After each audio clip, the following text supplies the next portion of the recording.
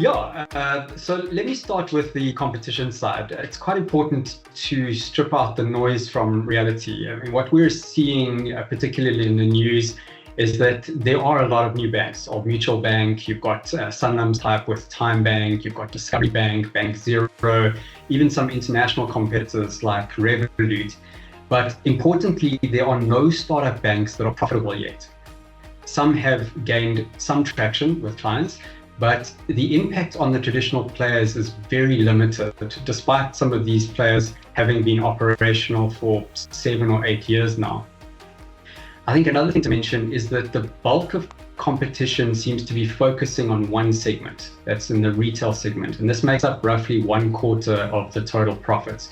So in reality, this market segment has only seen one player succeed over the last decade. It's only Capitec that's been able to grow in real terms. They've been able to generate 18% compounded annual growth, and that's been on the back of 25 million customers. Now, we don't expect much growth for the traditional banks in this segment, apart from perhaps a cyclical recovery in credit quality. Where I am excited, where my bullishness on the sector comes from, is in some of the other segments. So the business banking segment is one that I think is very exciting. What I'm seeing is that there are a lot of SMEs that are underbanked at the moment. There also remains a large cohort of township businesses that sit outside of the formal banking environment.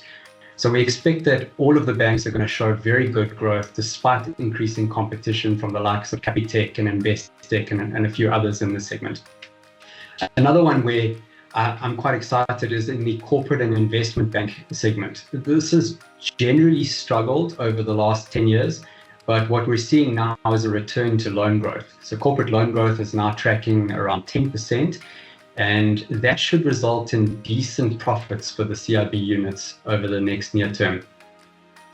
Another area where I'm quite bullish is on the African story. So over the last decade, we've seen the South African banks generate 14% compounded annual growth in Africa, and this is an excellent outcome. Standard Bank and Absa are the two with the largest exposure to this theme, but we expect that the banks will be acquiring more businesses, expanding their presence into new countries. And although we've seen a few smaller acquisitions year to date, I would expect to see some bigger ones. Finally, from a valuation perspective, I think the banks screen quite well. The traditional banks are all trading at around 30% discount to their pre-pandemic multiples, and that looks like an attractive entry point.